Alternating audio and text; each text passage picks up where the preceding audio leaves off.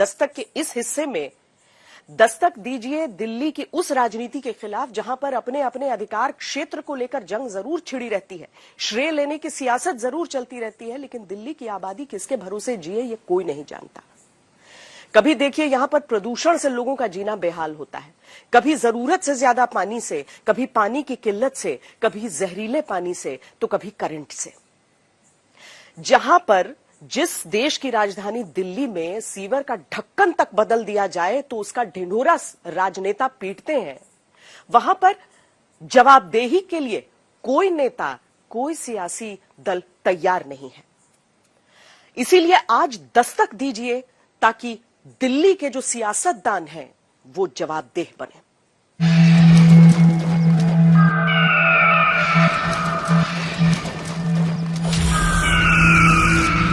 हर मौत के बाद पता चल जाता है कि दिल्ली में गिद्ध लुप्त नहीं हुए हैं। जिंदा है सियासत और सिस्टम के वो गिद्ध जो शिकार करते हैं हर बार आम आदमी का। बता देते हैं कि जनता की मौत में अपने अपने हिस्से की सियासत लोचना अच्छे से आता है।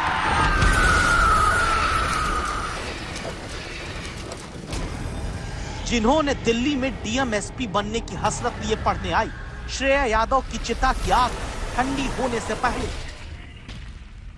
दिल्ली में अपनी गर्दन बचाने वाला राजनीति का फंदा फैला दिया। दिल्ली सरकार मुर्दाबाद।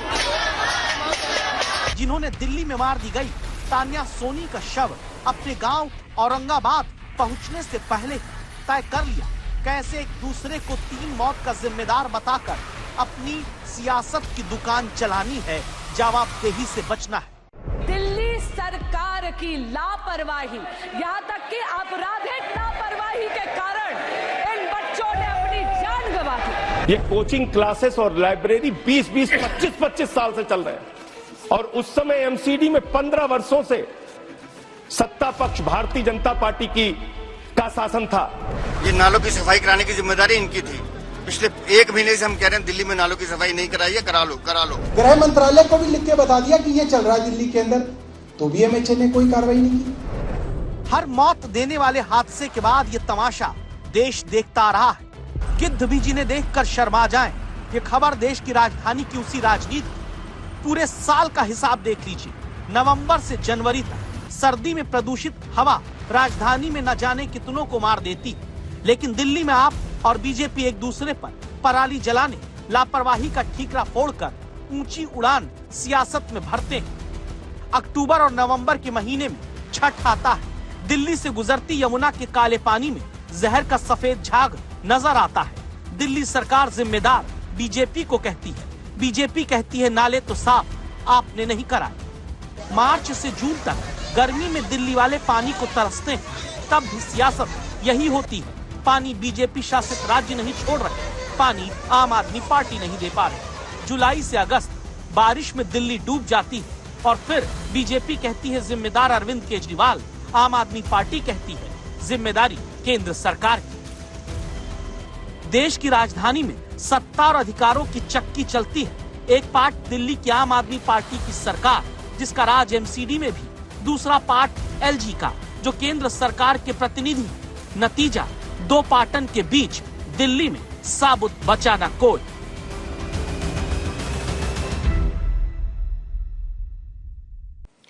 तीन मौत के बाद सब जागे हैं, यानी जहां दिल्ली में खुलेआम बेसमेंट में इस तरीके से क्लासेस चल रहे थे, वो क्लासेस किसी को नजर नहीं आए, उस पे सब आंखें मूंदे रहे। लेकिन अब वही एमसीडी जाकर वहां पर बुलडोजर चलाने का फैसला करती है। तो इतने वर्षों से अगर उसकी आंखें बंद रहीं तो इसके पीछे लापरवाही थी या फिर बेईमानी थी, या नोटों की गड्डियां थी? और सवाल यही उठ रहा है कि आज अगर कार्रवाई हो रही है, आज अगर सील किए जा रहे हैं इस तरह के जो अवैध चलने वाले इंस्टीट्यूट्स हैं, क्लासेस हैं, इस तरह के जो बेसमेंट्स हैं जिससे सीधे तौर पर लोगों की जान पर खतरा हो जाता है, तो इसके पीछे क्या है? क्या भ्रष्टाचार है एमसीडी का, या फिर 2 दलों के दलदल में फंसी हुई है दिल्ली? इस तरह की घटनाएं जब होती हैं, मतलब किसी वजह से किसी की जान चली जाए, बिना किसी कारण की जान चली जाए किसी की, मतलब बदइंतजामी से, और एक जान की कीमत तो वो जानता है जो माँ बाप जिस बच्चे को पैदा करते हैं, पालते पोसते हैं, बड़ा करते हैं। तो उसकी पीड़ा तो वही जानते हैं। अब जो सिस्टम की जिम्मेदारी है वो सिस्टम को अपने जिम्मेदारी को लेना चाहिए।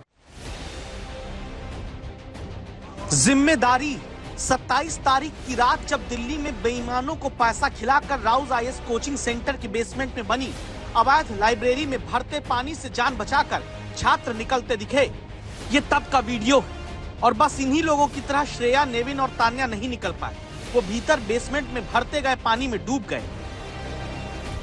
देश और परिवार की किस्मत आईएएस बनकर बदलने की सोचने वाले भ्रष्टाचार के तहखाने में बनी कोचिंग की लाइब्रेरी से निकले तो सफेद कफन में लिपटे हुए। सवाल है जिम्मेदारी कौन लेगा? अभिषेक गुप्ता ये कोचिंग मालिक है, गिरफ्तार हो चुका है। कोचिंग मालिक के साथ केयरटेकर भी पकड़ा गया। अब तक 7 गिरफ्तारी हुई, कोचिंग मालिक, कोचिंग केयरटेकर और बिल्डिंग से जुड़े 4 लोगों की।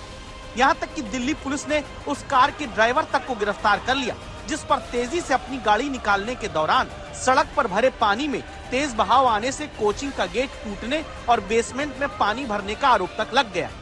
लेकिन दिल्ली पुलिस के हाथ अब तक आंख बंद करके बेसमेंट में अवैध रूप से लाइब्रेरी चलने देने वाले एमसीडी के अधिकारियों की गर्दन तक नहीं पहुंचे। आंख बंद करके बेसमेंट में लाइब्रेरी को फायर एनओसी देने वाले दमकल के अधिकारियों को भी अब तक गिरफ्तार नहीं किया गया। 1 महीने पहले से शिकायत मिलने के बावजूद सन्नाटा खींचे रहे सीएम एलजी दफ्तर के अधिकारियों की पहचान तक पुलिस ने करना शुरू नहीं किया है। नाला ना साफ होने की वजह से पानी भरने वाले दिल्ली जल बोर्ड के अधिकारियों की गर्दन तक भी कानून का हाथ नहीं पहुंचा है।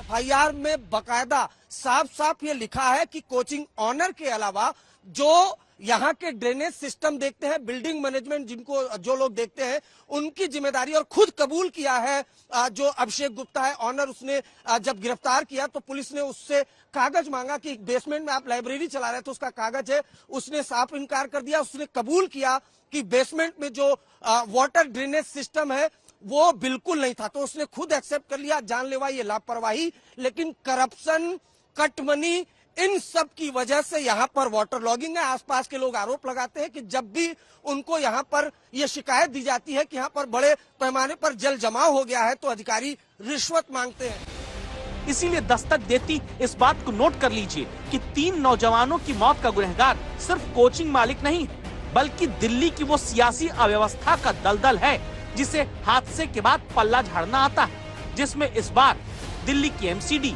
दिल्ली का दमकल विभाग, दिल्ली जल बोर्ड, दिल्ली के जल मंत्री, दिल्ली का पीडब्ल्यूडी विभाग और अफसर, दिल्ली की पुलिस, दिल्ली के एलजी दफ्तर के बीच चलने वाले दलदल ने 3 लोगों को मार डाला है। अब एमसीडी वाले जा जाकर कोचिंग इंस्टीट्यूट के बेसमेंट को सील करने लगे हैं, जहां बहुत पहले सील एमसीडी की लग जानी चाहिए थी, लेकिन नोटों की गड्डी के आगे सबने आंखें बंद रखी थी। जहां अब एमसीडी वाले बुलडोजर भी लेकर आकर उस अतिक्रमण को तोड़ने लग गए जिसे बहुत पहले तोड़ा जाना था।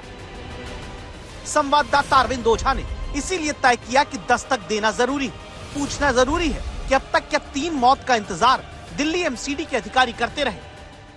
ये इंक्रोचमेंट जो यहाँ आप कर रहे हैं ये अवैध है, तभी तो कर रहे हैं, करने आए सर। हाँ जी, हाँ जी। इस इलाके की जिम्मेदारी तो सर आप ही की है सर। कैमरे पे हम आज तक के इंडिया टुडे को पूछ रहे हैं, इस इलाके के ड्रेनेज सिस्टम की जिम्मेदारी आपकी है ठीक करने की या बिल्डिंग मैनेजमेंट की? हमारी है।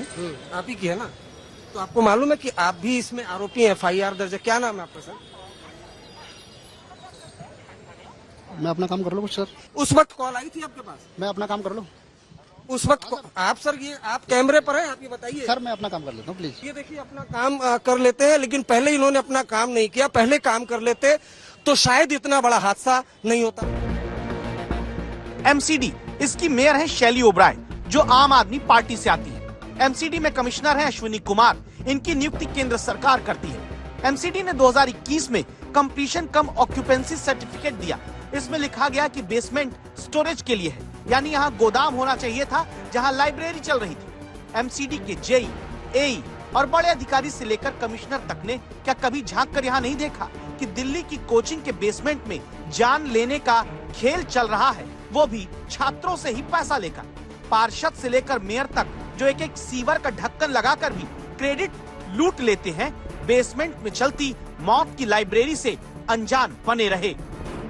अगर एक लेंटर डलता है बिल्डिंग का तो वहां पर एमसीडी के लोग कट मनी मांगने के लिए पहुंच जाते हैं, लेकिन दिल्ली में, राजधानी दिल्ली में अलग अलग इलाकों में जल जमाव होता है, कोई सुध लेने वाला नहीं है और कहीं न कहीं करप्शन, जानलेवा लापरवाही का नतीजा है कि 3 छात्रों की मौत हो गई। पिछले 2 सालों से नगर निगम यानी एमसीडी भी दिल्ली सरकार के नियंत्रण में है, दिल्ली जल बोर्ड दिल्ली सरकार के नियंत्रण में है, ड्रेनेज की सफाई दिल्ली जल बोर्ड के दिल्ली सरकार के नियंत्रण में है, लेकिन इन्होंने ना अपग्रेडेशन करी है, ना डिसिल्टिंग करी है नालों की।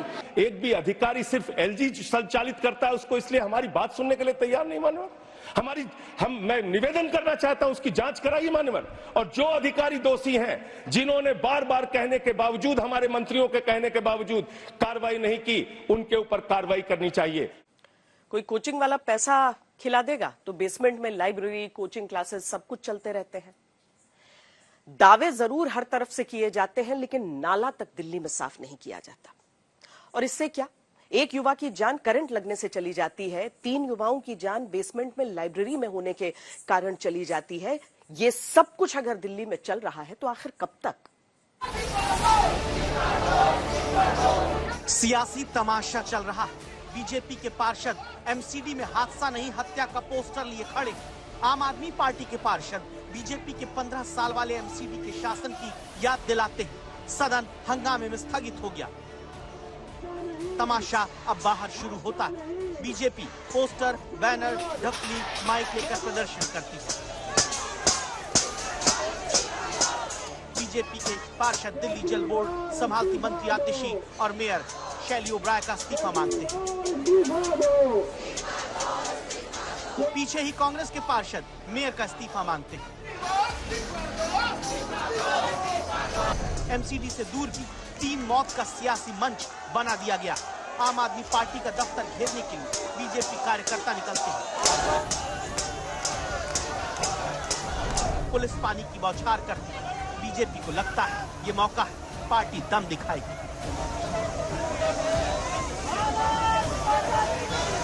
क्यों कहते हैं, ये वीडियो देखिए। प्रदर्शन की शुरुआत से पहले दिल्ली बीजेपी अध्यक्ष वीरेंद्र सचदेवा पार्टी के अलग अलग मोर्चों की ताकत आंकते हैं। जिस मोर्चे का नाम ले रहा हूं, उसी के कार्यकर्ता नारा लगाएंगे, बाकी नहीं लगाएंगे। इसके बाद युवा मोर्चा, महिला मोर्चा, अलग अलग सबका नाम लेकर नारा लगवाकर बीजेपी के दिल्ली प्रमुख कार्यकर्ताओं को परखते हैं। ये सब कुछ 3 मौत के बाद दिल्ली में हो रहा है। किसान मोर्चा, भारत माता की।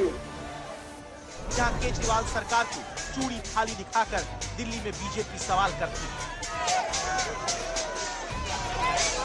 बड़े नाले, छोटे नाले निगम की जिम्मेवारी बनती है, बड़े नाले पीडब्ल्यूडी की जिम्मेवारी बनती है, फ्लड डिपार्टमेंट की जिम्मेवारी बनती है। ना निगम में काम हुआ, ना दिल्ली सरकार में काम हुआ। दिल्ली की सभी बेसमेंट के अंदर पानी आ रहा है, इसकी जिम्मेवारी किसकी है? 3 मौत पर सियासी तमाशा दूसरी तरफ से भी जारी है। एमसीडी के कमिश्नर को हटाने की मांग लेकर एलजी दफ्तर के बाहर केजरीवाल के विधायक, नेता, कार्यकर्ता पहुंचते हैं। भाजपा ये कह रही है, वो भी प्रदर्शन कर रही है आम आदमी पार्टी दफ्तर के बाहर। वो कह रही है दिल्ली में सरकार आपकी, एमसीडी में सत्ता आपकी, जिम्मेदारी आपकी, तो फिर ऐसी स्थिति में क्यों नहीं जवाबदेही तय होनी चाहिए? तो यही तो भारतीय जनता पार्टी का फॉल्स नैरेटिव है, जहां वो दिल्ली की जनता को बरगलाने की कोशिश कर रहे हैं, ये कहते हुए कि भाई सरकार इनकी है, इनको काम करवाना चाहिए। अधिकारियों का तबादला, अधिकारियों की अपॉइंटमेंट, उनकी ट्रांसफर, सब कुछ एलजी साहब के हाथ में। लिहाजा सारे के सारे अधिकारी भारतीय जनता पार्टी और एलजी साहब के इशारे पे नाच रहे हैं।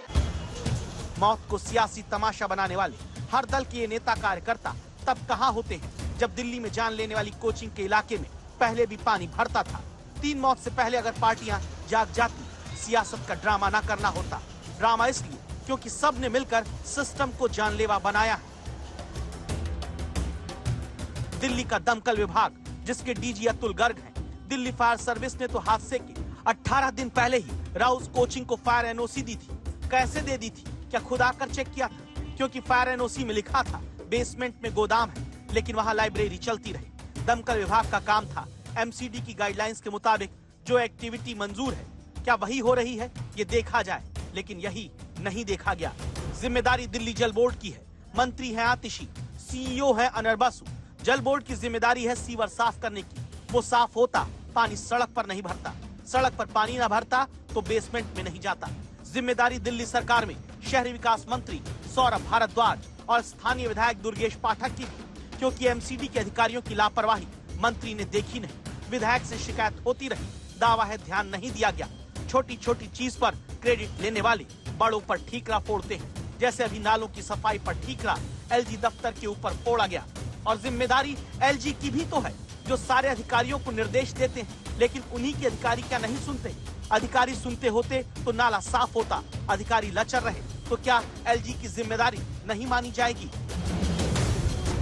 अब भी वक्त है दिल्ली को हर एक नए हादसे के बाद दोष थोपने वाले दलदल से बचाया जाए, ताकि फिर कहीं कोई करंट से, पानी में डूबने से, किसी अस्पताल में जलने से, किसी बिल्डिंग के गिरने से देश की राजधानी में जान न गवाए।